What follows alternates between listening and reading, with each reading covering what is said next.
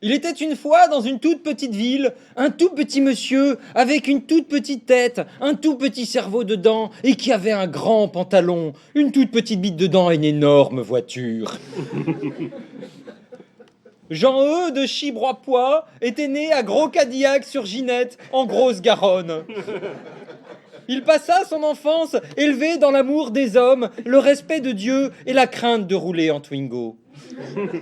Jean-Eudes était si distrait qu'il perdait souvent sa dignité. Aussi n'était-il pas rare de le voir le dimanche à l'église en train de prier saint Antoine de Padoue, le saint des objets perdus, ou notre Mercedes, la sainte des intérieurs cuir.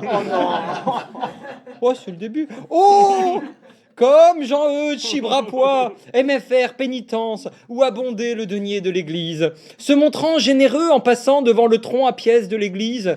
Oui, bien souvent on le voyait laisser une pièce dans l'étron et parfois même un étron dans la pièce, parce qu'il était très émotif devant l'Éternel. Perdant ainsi toute dignité, pire qu'un élu de droite parlant d'honnêteté, il retournait alors prier saint Antoine de Padoue. Et comme il était Padoue, tout ça lui semblait rugueux. Et il se demandait pendant combien de temps il pourrait ainsi enchaîner les jeux de mots pourris sans être interpellé par la police de l'humour ou être recruté par le printemps du rire.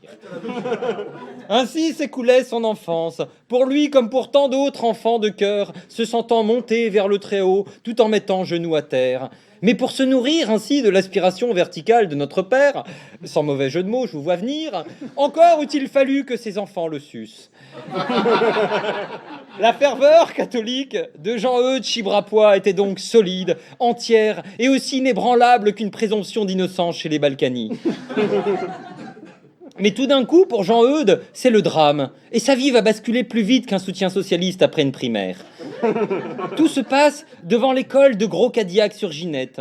Jean-Eudes Chibrapoix, qui a récupéré une vieille brouette, vient de fabriquer sa première Mercedes, une papa mobile. Fier de son attribut, il décide d'aller parader près de l'école avec son engin, comme on le fait dans le Nord quand on cherche l'amour. Et c'est là qu'il découvre que sa cousine, Pamela Vulvapoix, est en train d'embrasser goulûment Rocco Chondin dans une laguna décapotable, toutes options avec Jean Talus, aileron et ligne d'échappement inox. Son sang ne fait qu'un tour, et fou de colère, il se déchaîne rageusement sur sa brouette vaticane, tandis que sa cousine et Rocco enchaînent tranquillement sur une brouette thaïlandaise.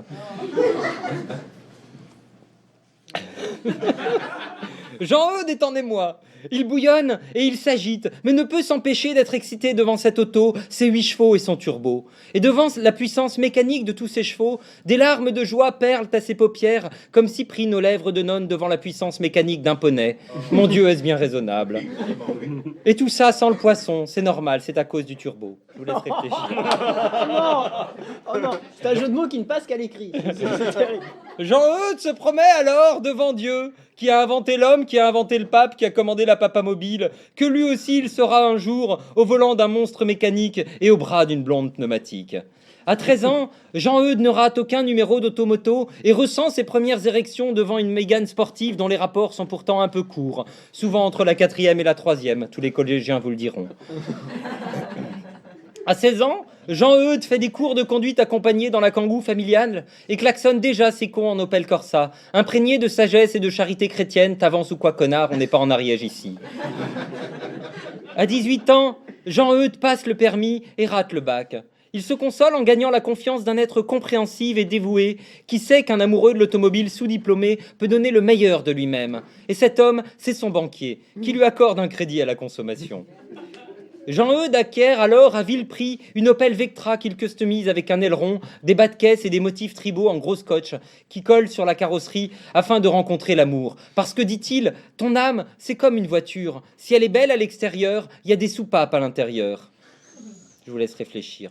Le succès ne tarde pas, et très vite viennent à lui les plus jolies filles des sociétés d'assurance et qui n'ont Dieu que pour ses accessoires dont elles mesurent avec envie la taille pour mieux les assurer au maître.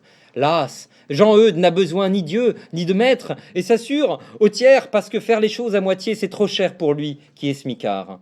Le temps passa et Jean-Eudes customisa chaque jour davantage son auto parce que plus c'est gros, plus ça passe, comme il avait vu sur BFM les soirs de campagne électorale ou sur YouPorn les soirs de solitude. Ses pensées pénétrantes le rendaient mélancolique et c'est alors qu'arriva une fée finisseuse d'histoire qui vint toquer à la vitre électrique de son Opel Corsa Vectra alors qu'il rentrait bredouille et esselé du Planète Rock. C'était une fée très blonde à l'extérieur et complètement caricaturale à l'intérieur, idiote à souhait comme un cliché sexiste de publicité automobile, avec des seins gonflés comme un truc vachement gonflé et des lèvres comme un canapé en sky rouge. Elle le regarda et lui dit « Tu sais, il est presque 21h et cette chronique ne mène nulle part. Si tu veux venir avec moi, je t'aiderai à trouver une fin à ce conte qui commence comme dans la religion, un genou à terre, et qui termine sur les rotules. Prends ma main, Jean-Eudes, et je serai comme le monstre finisseur d'histoire délicat qui arrive à l'avant-dernière cave pour te sauver. Et pour t'aider à finir ta vie de personnage incohérent, encombrant et fade dans la dignité. Jean-Eudes hésita. Son corps de belle plante était ferme et souple comme un jeune arbre, et sa poitrine généreuse comme un airbag l'appelait. Il n'en put plus, succomba à l'appel de l'airbag, et paf, le platane.